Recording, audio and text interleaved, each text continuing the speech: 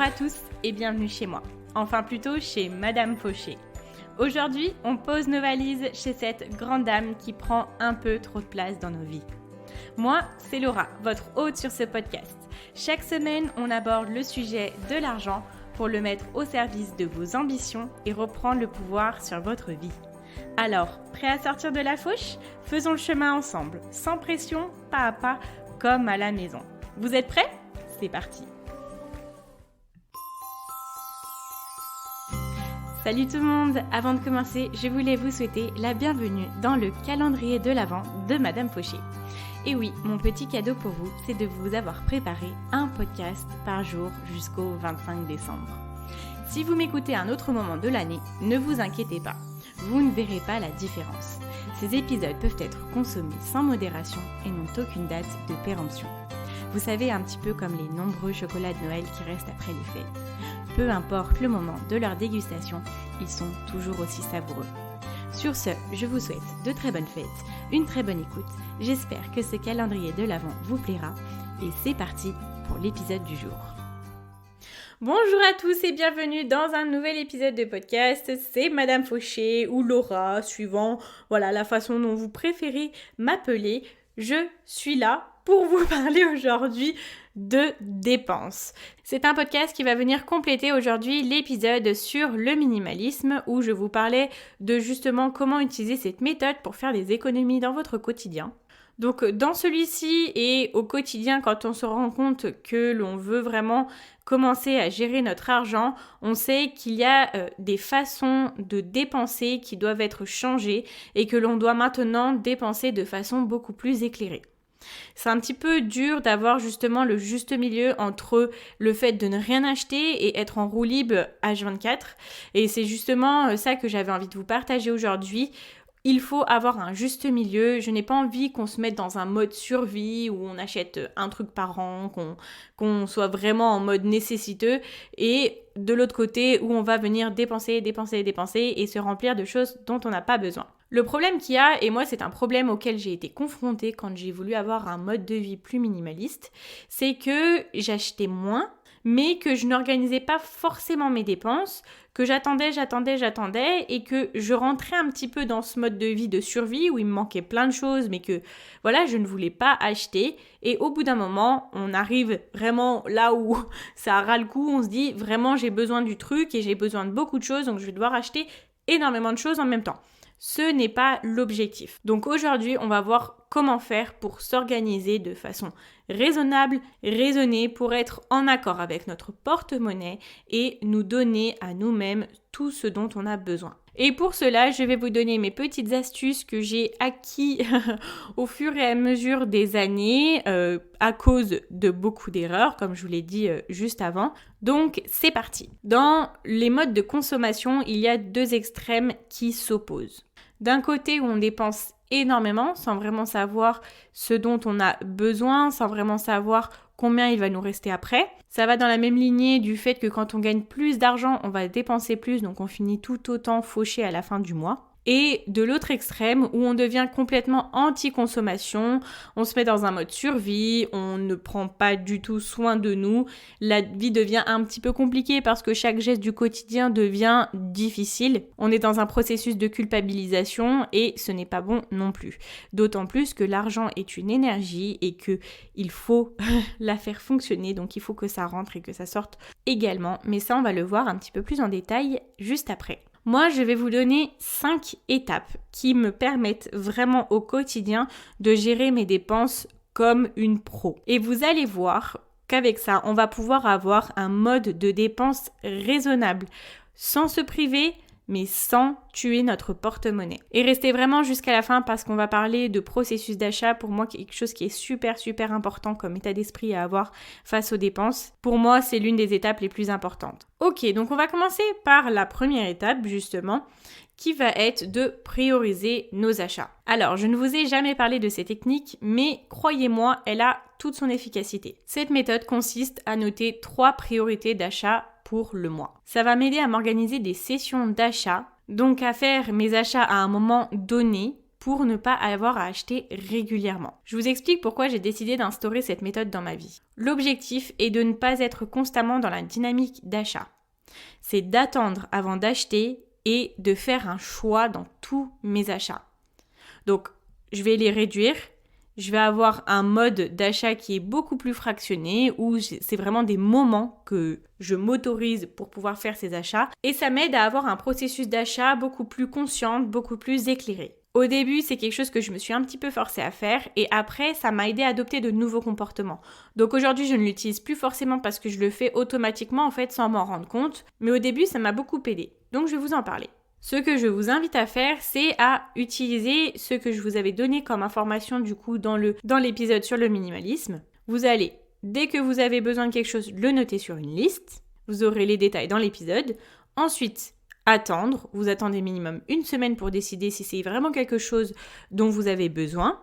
Et vous allez vous poser les bonnes questions. Est-ce que c'est en accord avec mes valeurs? Est-ce que c'est en accord avec mes priorités? Comment je me sens à l'idée d'acheter ça? Est-ce que ça rend ma vie plus facile ou au contraire plus compliquée? Ça, ce sont des choses qu'on avait déjà vues. Et quand vous avez les choses que vous voulez vraiment acheter, vous savez que vous en avez vraiment besoin, vous allez me dire comment est-ce que je choisis par quoi commencer. À chaque début de mois, vous allez noter 3 priorités d'achat, 3 domaines dans lesquels vous priorisez de nouvelles acquisitions. Et à chaque début de semaine, vous allez pouvoir faire la même chose. Il peut y avoir des domaines qui peuvent changer au fur et à mesure du mois, c'est pour ça que c'est important de le faire chaque semaine. Mais vous dites, je sais que j'ai ça à acheter. Le lundi matin, vous vous posez, vous dites, cette semaine, je priorise les achats sur ça. Vous les notez, priorité numéro 1, priorité numéro 2, priorité numéro 3. Et ce qui va se passer, c'est que ce qui n'est pas dans vos priorités ne va pas être acheté à ce moment-là. Si vous avez un domaine qui sort de vos priorités du moment, vous n'allez rien acheter là-dedans. Moi, ça m'aide beaucoup parce que quand je pense à ce dont j'ai besoin de beaucoup de choses, j'aimerais me fournir dans énormément de domaines. J'ai recommencé à monter à cheval, j'ai envie d'acheter plein de matériel d'équitation. Je fais du sport depuis à peu près 9 mois, j'aimerais bien avoir des tonnes de tenues, d'autres baskets. J'ai aussi envie de m'acheter de nouveaux habits. En plus, là, c'est l'hiver. J'ai envie de m'acheter d'autres livres. J'ai depuis peu une Nintendo Switch, j'ai envie de m'acheter plein de jeux. Vous voyez, quand on note tout ce dont on a besoin, à un moment donné, il faut choisir. Là, mes priorités du mois, c'était avoir des vêtements chauds parce que maintenant, je sors tous les matins promener mon chien et je peux vous dire que ça pète dehors. Je n'ai pas ce qu'il me faut pour ça. Et c'est la même chose pour l'équitation. Ça fait 4 ans que j'avais arrêté de monter à cheval, donc là, mes vestes, j'en ai plus du tout. Donc l'objectif du mois, c'est de m'habiller en vêtements chauds. Du coup, là, j'ai déjà 2 domaines qui sont complétés, donc le sport et l'équitation. Et ma 3e priorité, ce mois-ci, c'est les cadeaux de Noël. Donc en dehors de ça, j'élimine les autres dépenses. Bien sûr, on n'est pas à l'abri d'une absolue nécessité, mais si ça n'est pas dans mes priorités actuelles, de la semaine ou de mon mois, c'est bien que ce n'est pas encore une nécessité. Le jour où je vois la nécessité, ça rentre dans mes priorités. Et dans ce sens-là, tout ce qui est sur votre liste et qui n'est pas dans vos priorités est repoussé au mois d'après. Et je vais vous parler de quelque chose légèrement technique, mais vraiment très légèrement, c'est juste le nom pour moi qui est un peu compliqué, donc ne prenez pas peur. Je vais vous parler de la matrice d'Eisenhower. Ça, c'est quelque chose qu'on peut voir en école de commerce. C'est ce que j'ai vu moi en école de commerce, j'imagine qu'on voit dans d'autres établissements. Mais c'est un petit peu du développement personnel, de la gestion, du marketing, etc. Et c'est quelque chose qui peut très très bien s'adapter au choix de nos dépenses. Je vais vous expliquer pourquoi. En fait, c'est une matrice qui nous aide à prioriser. Ça nous aide à prioriser les tâches que l'on fait chaque jour. Donc ce sont 2 flèches qui se croisent et ça crée comme un cadre où vous avez 4 cases. Et dans ces 4 cases, vous avez des degrés de priorité différents. Donc de gauche à droite, on a pas important. Et plus ça va à droite, important. Et d'en haut en bas, on a pas urgent. Et plus on va vers le bas, plus on a urgent. Je vais essayer de vous l'expliquer comme ça, j'espère que ça sera assez imagé pour vous, mais n'hésitez pas à aller regarder sur Google. La matrice d'Eisenhower, ça sera dans la description si vous voulez regarder l'écriture. Et vous l'avez compris, là on va pouvoir voir quand une tâche, elle est importante, elle n'est pas importante, ou elle est urgente et elle n'est pas urgente. Grâce à cette matrice, on va en déduire l'action à faire avec cette tâche suivant ses composantes. Là, on a 2 facteurs, le taux d'importance et le taux d'urgence. Alors moi, j'aime beaucoup adapter des outils pour l'argent parce que l'argent est un outil et beaucoup de méthodes peuvent être transposées à l'argent. Donc, comment on utilise cette matrice ? C'est très simple finalement. On a 4 cases et donc 4 actions en fonction de notre dépense. Alors, première chose, si notre dépense est importante et si elle est urgente dans votre vie, elle est à traiter en priorité numéro 1. Ensuite, si c'est une tâche importante mais pas urgente, elle est à planifier. Donc ça, c'est peut-être quelque chose qui viendra dans les semaines qui viennent ou dans les mois qui viennent. Ensuite, il y a une seule chose sur laquelle ça ne marche pas pour l'argent, c'est quand la dépense n'est pas importante mais qu'elle est urgente. Si ça n'est pas important, on ne le fait pas du tout dans tous les cas. Donc je passe directement à la 4e chose qui est quand la dépense n'est pas importante et qu'elle n'est pas urgente. C'est-à-dire que vous avez noté quelque chose où vous dites « Ah ça, il faudrait que je l'achète. Ça serait peut-être bien. » Mais qu'en fait, finalement, vous n'en avez pas forcément grand intérêt et d'un autre sens qui n'est absolument pas urgente non plus puisque vous n'avez pas de besoin impératif ou vous n'avez pas de promotion à date limitée, ça c'est une dépense du coup qui va être totalement éliminée. Donc on voit bien qu'en première chose, on a le plus important, le plus urgent à prioriser, le plus important mais le moins urgent à planifier et le moins important et le moins urgent à éliminer. C'est aussi simple que ça. Ok, on reprend nos esprits, on arrive sur la 2e étape qui est de faire confiance en la loi de l'attraction. Du moment que l'on fait notre petite liste, donc ça peut être notre wish list, notre to buy list, on peut l'appeler un petit peu comme on veut, dès qu'elle est faite et au fur et à mesure qu'elle se remplit et qu'elle se désemplit, en fait au fur et à mesure qu'on l'alimente, la loi de l'attraction va faire son petit effet et vous allez commencer à voir les informations en rapport avec ce dont vous avez besoin, au plus urgent, et tout va commencer à se mettre en place. La loi de l'attraction, le principe, c'est de demander, de formuler pour que le monde autour de vous, la vie ou Dieu, ça dépend comment on veut l'appeler, puisse mettre les bonnes choses sur notre chemin. Et là, en mettant sur notre liste nos souhaits, nos besoins, on va enclencher la merveilleuse roue de la loi de l'attraction. Donc on enclenche ce côté un petit peu spirituel de la loi de l'attraction. Sinon, dans la vie du 21e siècle, en 2020, 2021, ou peu importe au moment où vous m'écoutez, mais je pense que ça sera toujours la même chose, il y a la magie du retargeting, qui pour moi est la loi de l'attraction moderne. Le retargeting, c'est quoi ? C'est toutes les entreprises, en fait, c'est une méthode qu'elles utilisent au marketing pour vous proposer, surtout sur Internet, des produits dont vous avez besoin et pour lesquels vous avez fait des recherches. Par exemple, est-ce que ça vous est déjà arrivé de chercher des bots sur Zalando et qu'après vous étiez sur Facebook et vous alliez voir apparaître la publicité de Zalando et des mêmes bots que vous aviez vus? Ça, c'est le retargeting. En fait, on utilise des données que vous avez transmises de par vos recherches pour vous faire de la pub ciblée et très personnalisée. Donc au moment de faire votre liste, où vous allez commencer à regarder les alternatives, petit clin d'œil à une méthode que je vous ai donnée du coup dans l'épisode 16, quand vous avez comparé les prix et que vous les avez notés sur votre liste, ça, vous avez envoyé un message aux entreprises, au département marketing, qui vont vous retargeter, j'ai inventé un mot, je ne sais pas, mais vous allez commencer à avoir des offres, des promotions, la publicité de cet article-là. Et après le retargeting, on a aussi le phénomène de l'attention sélective. Quand on commence à s'intéresser à un sujet, notre inconscient va ouvrir les vannes dans ce domaine-là justement et vous permettre d'accueillir les informations dont vous avez besoin à ce moment-là. Ce qui se passe, c'est qu'avec le nombre d'informations que l'on reçoit par jour et qui est de plus en plus important au fur et à mesure que les générations évoluent, notre inconscient est obligé de filtrer tout ce qu'il reçoit. Et à ce moment-là, on va donner l'information à notre inconscient que l'on veut accueillir ce type d'information. Et pour pimper cette loi d'attraction ou ce retargeting ou cette attention sélective, je vais vous donner 2 petites phrases que vous pouvez vous dire à vous-même. Vous pouvez vous le dire à voix haute, à voix basse ou vous l'écrire. Ça peut être une petite prière à vous-même ou à d'autres horizons. Première phrase, je trouve cet article pour tant d'euros à telle période et cela m'aidera à améliorer mon quotidien. Deuxième phrase, je trouve des alternatives moins chères et très facilement à ce produit pour la semaine prochaine.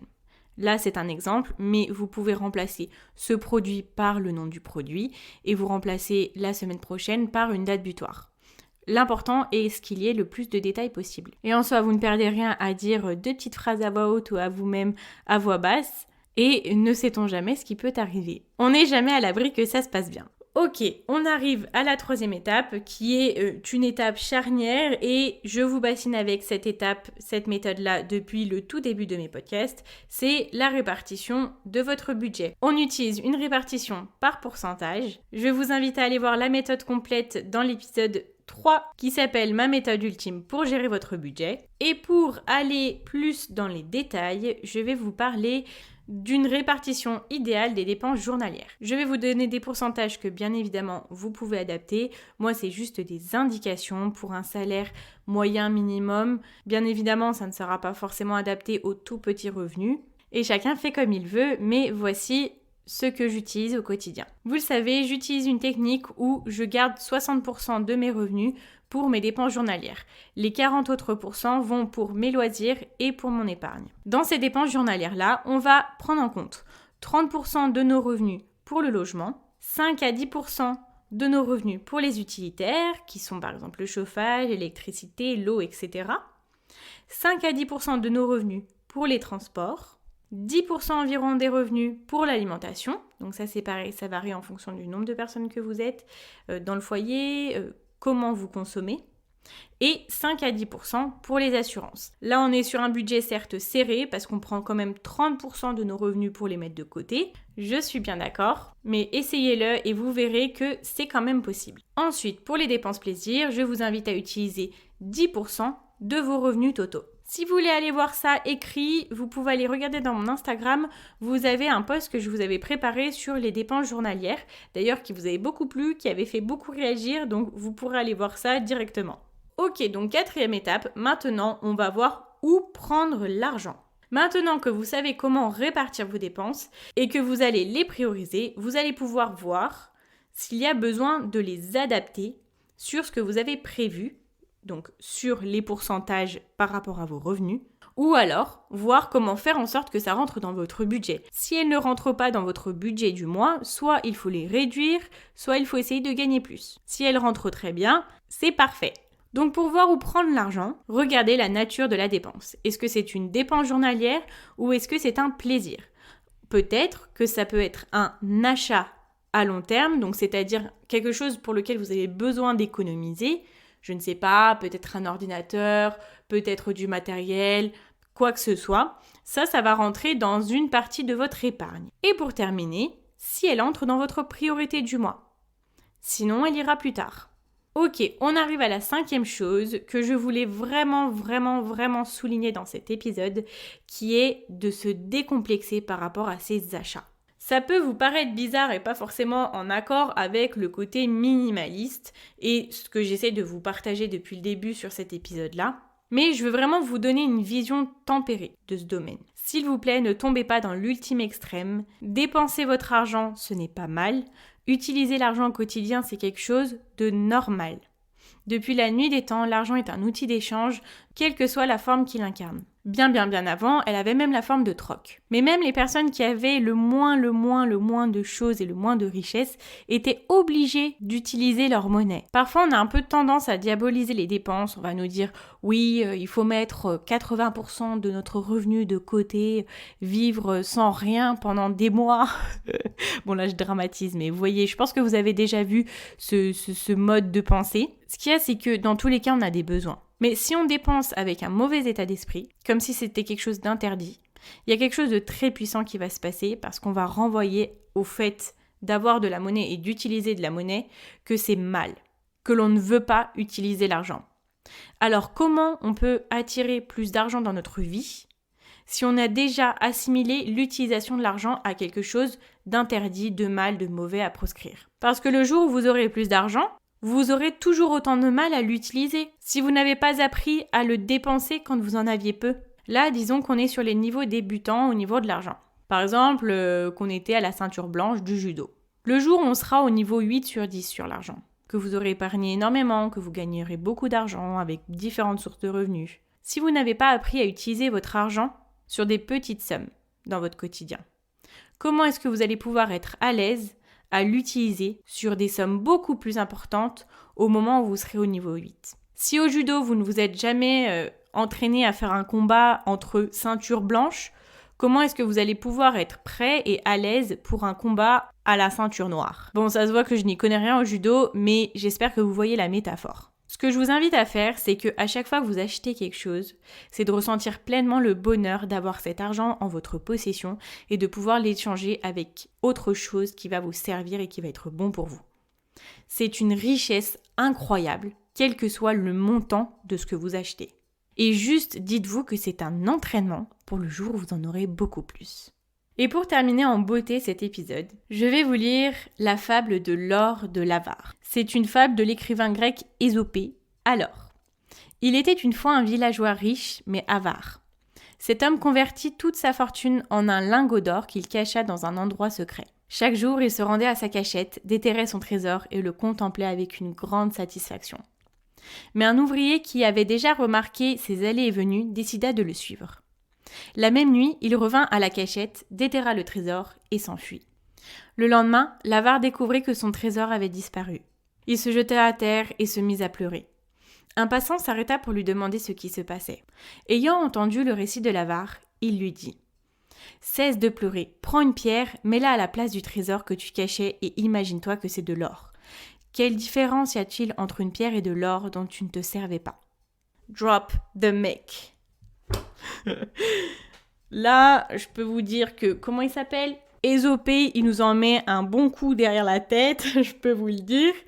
Et juste, je n'ai pas de mots à rajouter à ça. C'est hyper puissant et j'espère que ça vous montre davantage ce que je voulais vous communiquer dans cette dernière partie. Alors, si l'on doit résumer les 5 choses, les 5 étapes pour pouvoir choisir et bien gérer ses dépenses, la première chose, c'est de mettre des priorités à ce dont on a besoin au domaine dans lequel on souhaite dépenser. Ensuite, deuxième chose, c'est de provoquer la loi de l'attraction et de lui faire confiance parce que tout arrive quand on le demande. Troisième chose, c'est de bien répartir ses dépenses, les dépenses journalières, les dépenses plaisir en utilisant les bons pourcentages. Quatrième chose, c'est de choisir où est-ce que l'on pioche notre argent. Et cinquième chose, c'est de se décomplexer par rapport au processus d'achat. Et j'espère que cette petite fable des familles vous restera en tête. Ok, écoutez, c'est tout pour moi pour cet épisode. J'espère qu'il vous a plu, qu'il a su compléter d'une bonne façon l'épisode que je vous avais fait sur le minimalisme. J'espère de tout cœur que ce calendrier de l'Avent vous plaît, que vous passez des bons moments avec moi. Moi, je suis très heureuse de le faire et je ne regrette absolument pas. Je vous remercie d'avoir été avec moi aujourd'hui. Vous pouvez me rejoindre sur Instagram, Madame Fauché, comme le nom du podcast. Sinon, je vous invite à mettre une note sur Apple Podcast, à vous abonner ou à me laisser un petit commentaire qui fait toujours plaisir. Merci à vous, je vous dis à demain pour un nouvel épisode et surtout en attendant, n'oubliez pas que vos ambitions n'attendent pas. Ciao ciao.